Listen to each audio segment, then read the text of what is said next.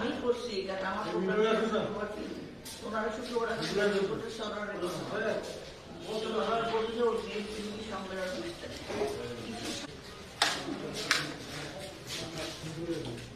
না না না সেটা আমি বুঝলাম আবার দেখতে পারি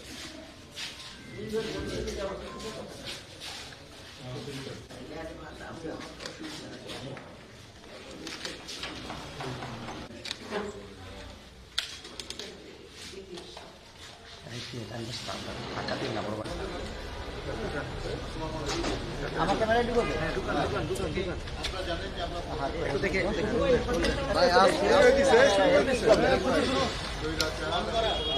হ্যাঁ অন করা মাত্র একটু মিস করেন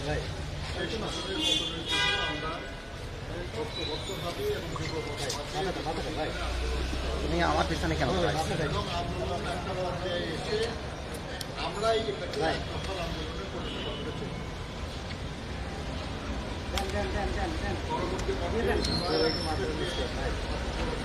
আর নিচে করবো কিভাবে পাগল লাগে আমার পিছনে কেন দাঁড়া আছে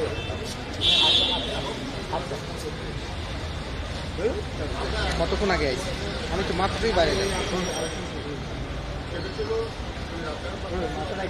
আবার মাথা একটু মানে কি এনে তো জুম করলে মাথা কেন বাড়ছে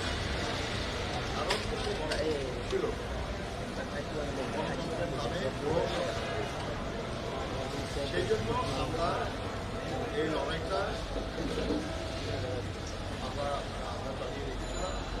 আমি যদি আগে আসতাম তাহলে সমস্যাটা হতো না বুঝছি এখন আমি সারা ডাইনে গেলে এর বামে গেলে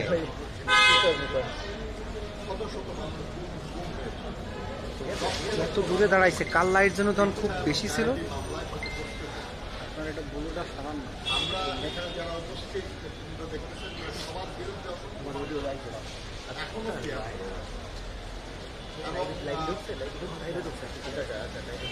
আমি বুঝলাম তো আমার পিছনে কি এত ভেজাল করেন কেন এই গত জুলাই আগস্টে সহস্রাধিক মানুষের জীবনের আমরা না পাইলে কবেই নেবেন কাল শেষ অবৈধ প্রধানমন্ত্রী পালিয়ে গেলেন দেশের মানুষ খুশি কিন্তু তাদের এই খুশি স্থায়ী করার জন্য আমরা মনে করি যে গণতন্ত্র পুনঃপ্রতিষ্ঠার দাবি করে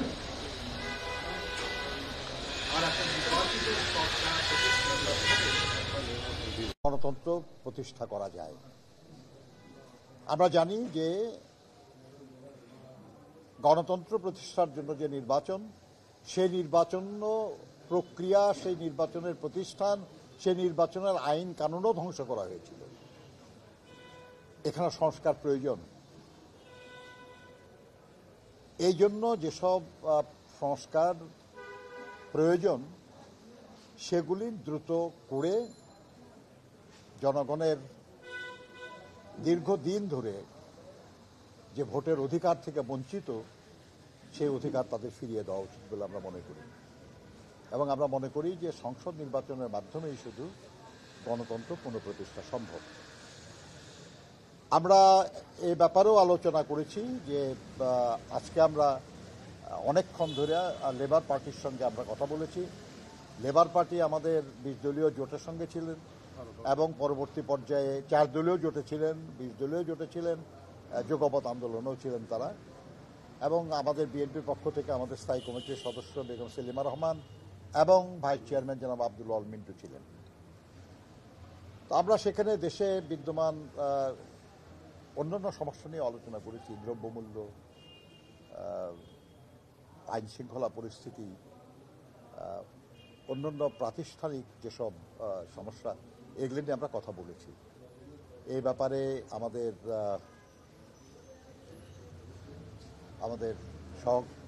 সহকর্মী সহযোদ্ধা লেবার পার্টির চেয়ারম্যান সাহেবকে যারা ডাক্তার মুস্তাফিজুর রহমান ইরান ওনাকে আমি কিছু বলার জন্য অনুরোধ করছি ডাক্তার ইরান বিসমিল্লাহির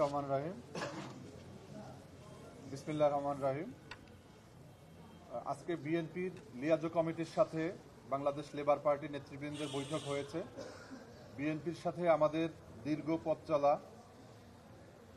আমরা আমাদের সেই 18 দলীয় জোটের আগে সমমনা দল থেকে শুরু করে আমরা রাজপথেই আমাদের ঐক্য এবং আমাদের ভিতর সম্পর্ক এই পর্যায়ে এসেছে। আমরা মনে করি যে 5ই আগস্টের ছাত্র গণ অভ্যুত্থানের আগে বিগত 16টি বছর আমরা যে ধারাবাহিক আন্দোলন সংগ্রাম করেছি, হামলা মামলা নির্যাতন নিপীড়ন আয়নাঘরের মধ্য দিয়েই এই আন্দোলন একটা সফলতার মুখ দেখেছে। আমাদের দীর্ঘ 16 বছরের আন্দোলনে লেবার পার্টির সারা বাংলাদেশে শত শত মামলা হয়েছে। আমি নিজেও অসংখ্যবার গ্রেপ্তার হয়েছি। আমাদের সহকর্মী যারা আছেন অসংখ্য, যারা এখানে উপস্থিত আছেন, অনেকেই বারবার গ্রেপ্তার হয়েছেন। আমরা মনে করি যে 5ই আগস্টের পরিবর্তনের পরে এই অন্তর্বর্তীকালীন সরকার দায়িত্ব নেওয়ার পরে আমরা যেটা ভেবেছিলাম যে তারা একটা নির্বাচনের মধ্য দিয়ে একটা গণতান্ত্রিক সরকারের কাছে তারা ক্ষমতা হস্তান্তরের পথ সুগম করবে এবং বেশ কিছু আমরা কমিশন গঠন করেছে। এই কমিশনের কথাগুলো আমরা বিএনপি সহ সমমনা দলগুলো 31 দফা যে রূপকল্প ঘোষণা করেছেন দেশনায়ক তারেক রহমান, তার মধ্যে সুন্দরভাবে আছে এবং এই কমিশনগুলোও কিন্তু আমরা সেখানে উল্লেখ করেছি, আমাদেরও সেখানে পরামর্শ ছিল। এই আন্দোলনে আমাদের লেবার পার্টির মহানগর নেতা আউয়াল মিয়া, ছাত্র মিশনের নেতা নাইম হাওলাদার সহ আমাদেরও এই আন্দোলনে অংশগ্রহণ রয়েছে। আমরা মনে করি যে সর্বাগ্রে একটা নির্বাচন, জাতীয় সংসদ নির্বাচন অনুষ্ঠানের মাধ্যমে একটা গণতান্ত্রিক সরকার বাংলাদেশে প্রতিষ্ঠা করা জরুরি হয়ে পড়েছে। এই বর্তমান উপদেষ্টা পরিষদ এবং তার যে পরিচালিত প্রশাসন, এটা যথাযথভাবে জনগণের প্রত্যাশা অনুযায়ী তারা ভূমিকা রাখতে পারছেন না। না পারার পিছনে অনেক কারণও রয়েছে, তাদের অনভিজ্ঞতা রয়েছে। তারা বিগত দিনে দেশ পরিচালনা, প্রশাসন পরিচালনায় তাদের অনভিজ্ঞতা রয়েছে এবং জনদুর্ভোগ যেভাবে বৃদ্ধি পাচ্ছে একের পর এক, আপনারা দেখেছেন যে আমাদের একদিকে কৃষক, তারা উৎপাদন খরচ যেমন পাচ্ছে না, তেমনিভাবে আমরা যারা ভোক্তা, আমরা ব্যবহারের ক্ষেত্রে কিন্তু আমাদের চড়া দামেই আমাদের কিনতে হচ্ছে। অন্যদিকে চাল, তেল থেকে শুরু করে প্রত্যেকটা দ্রব্যমূল্য যেভাবে বাড়ছে, এতে নাভিশ্বাস উঠেছে। সর্বোপরি যে ভ্যাট আরোপ করা হয়েছে, এতে জনগণের দুর্ভোগ কয়েক দফা বেড়ে যাবে। ইতিমধ্যে ঔষধসহ বিভিন্ন দ্রব্যের উপরে প্রয়োগ হয়েছে। এটার আমরা তীব্র প্রতিবাদ জানাই, আমরা নিন্দা জানাই যে জনগণের জন্য এই ভ্যাট প্রত্যাহার করা উচিত। আমরা আজকের এই আলোচনায় আমরা একটা বিষয় ঐক্যমত্য যে আমরা এই যে গণতান্ত্রিক যে আন্দোলন, আমরা যখনই এক দফার আন্দোলন করি তখন কিন্তু আপনারা দেখেছেন এই বৈষম্য বিরোধী ছাত্র আন্দোলন, তারা কোটা সংস্কারের জন্য আন্দোলন করেছিল। আমরা যখন এক দফার উপরে, তখন তারা কিন্তু কর্মসূচি দিয়েছিল এবং আইনমন্ত্রীর সাথে বৈঠক করে তারা ঘোষণা দিয়েছিল যে তারা আন্দোলন থেকে সরে দাঁড়াচ্ছেন। তো আমরা এই কথাগুলো আমরা বলতে চাচ্ছি না, যে আমরা চাচ্ছি যে তারা এখন বলতে চাচ্ছে যে স্থানীয় সরকার নির্বাচন তারা চায়।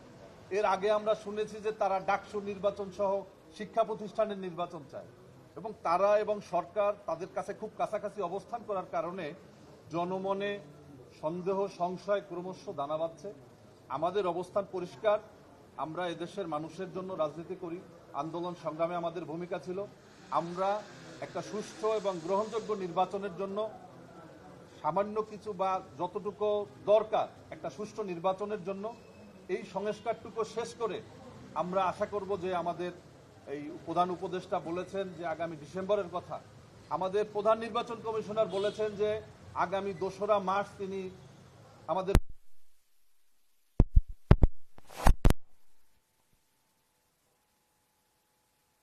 জুন মাসের মধ্যেও চাইলে যদি এই অন্তর্বর্তীকালীন সরকার আন্তরিক হয়, একটা জাতীয় সংসদ নির্বাচন করা সম্ভব। আমরা দেখেছি অতীতে যে দীর্ঘ 9 বছরের স্বৈর শাসক এরশাদের পতনের পরে আমাদের রাষ্ট্রপতি শাহাবুদ্দিন আহমেদ তিনি একটা ঐতিহাসিক একটা নির্বাচন করেছিলেন মাত্র 3 মাসের ব্যবধানে। আমরা আশা করব যে আমাদের এই নির্বাচনের রোডম্যাপ অতি দ্রুত ঘোষণা করবেন এবং আমাদের এই সংস্কার একটা নির্বাচিত সরকার এসে করবেন। বিএনপির চেয়ারপারসন, ভারপ্রাপ্ত চেয়ারম্যান তারেক রহমান যে 31 দফা প্রণয়ন করেছেন, এখানে সবকিছুই আছে। দ্বিকক্ষ বিশিষ্ট পার্লামেন্ট বলেন, রাষ্ট্রপতি এবং প্রধানমন্ত্রীর ক্ষমতার ভারসাম্য বলেন, সবগুলোই এখানে রয়েছে এবং 70 ধারার অনুচ্ছেদ নিয়েও আমাদের বক্তব্য আছে। আমরা চাচ্ছি যে একটা দ্রুত একটা নির্বাচনের মাধ্যমে বাংলাদেশে যেন একটা গণতান্ত্রিক চর্চার জন্য যে আমরা আন্দোলন করেছি, আমাদের জনগণের কাছে পরিষ্কার কমিটমেন্ট এবং একটাই কথা যে আমরা গণতন্ত্র প্রতিষ্ঠা করতে চাই, আমরা মানবাধিকার সংরক্ষণ করতে চাই, আমরা দেশের মানুষের আইনের শাসন ফিরিয়ে দেওয়ার জন্য যে লড়াই, সেই লড়াই আমাদের চলছে এবং আমরা এটাকে আরো তীব্র থেকে তীব্রতরের দিকে আমরা যাব।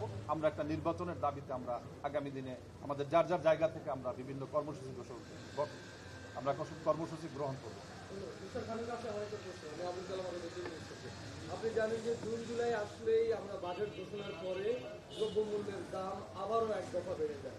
ঠিক সেই প্রেক্ষাপটে তারই 5-6 মাস আগে এখন আবার ভ্যাট ট্যাক্স আরোপের কারণে দ্রব্যমূল্যের দাম বেড়ে যাচ্ছে। এতে করে দুটো বিষয় একটু লক্ষ্য করুন, জনগণের নাভিশ্বাস এবং সরকারের প্রতি মানুষের কি ধরনের প্রভাব পড়তে পারে, একটু যদি বিস্তারিত করেন। তারা এগুলো নিয়ে বিস্তারিত আলোচনার কিছু নাই। আমরা চাচ্ছিলাম যে একটা অবৈধ স্বৈরাচারী বা ফ্যাসিবাদী সরকারের পতন হয়েছে, জনগণ এক মুক্তির নিঃশ্বাস ফেলতে পারবে এবং তাদেরকে তাদের গণতন্ত্র ফিরিয়ে দেওয়ার জন্য আমরা কিছু যোগ্য মানুষের হাতেই এ দেশের রাষ্ট্র পরিচালনার দায়িত্ব দিয়েছিলাম। আমরা আশা করছি যে তারা জনগণের দুর্ভোগ যত কমে তার চেষ্টা করবে এবং তারা যত দ্রুত সম্ভব গণতন্ত্রে ফিরে যেতে পারে তার ক্ষেত্র প্রস্তুত করবে। তো এই যে মানে আপনি যেটা বললেন ভ্যাট বসানোর ব্যাপারে, আমরা পত্রপত্রিকায় যেটা দেখছি সেটা হলো যে একটা বিশেষ প্রেক্ষিতে তাদের এরকম সিদ্ধান্ত নিতে হয়েছে। আমরা বলবো জনগণের প্রতিনিধি হিসাবে আমরা বলবো যে সিদ্ধান্ত জনগণের দুর্ভোগের কারণ হয় তেমন সিদ্ধান্ত নিয়ে সরকার জনপ্রিয় থাকতে পারে না, অথচ আমরা এই সরকারকে জনপ্রিয় দেখতে চাই। আমরা মনে করি যে সরকারের অন্য পথ গ্রহণ করা দরকার, জনগণের যাতে দুর্ভোগ না বাড়ে অথচ রাষ্ট্রের প্রয়োজনে যে অর্থ প্রয়োজন সেটা অর্জন হয়, এরকম কোনো পথ সরকারের নেওয়া উচিত।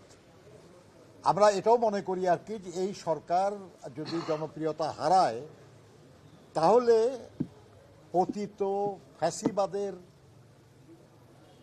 তারাই খুশি হবে, আমরা যারা আন্দোলন সংগ্রামে ছিলাম আমরা কেউ খুশি হব না। কাজে আমরা আশা করব যে সরকার কখনো এমন কোনো সিদ্ধান্ত নেবেন না যে সিদ্ধান্ত জনগণ থেকে তাদেরকে দূরে সরাবে।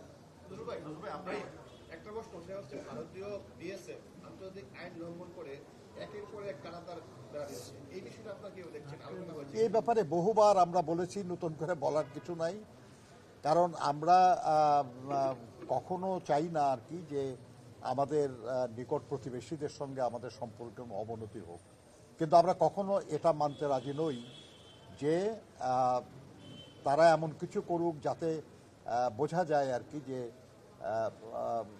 তারা আমাদের জনগণের স্বার্থ বা জনগণের মর্যাদাকে তারা স্বীকৃতি দিচ্ছে না।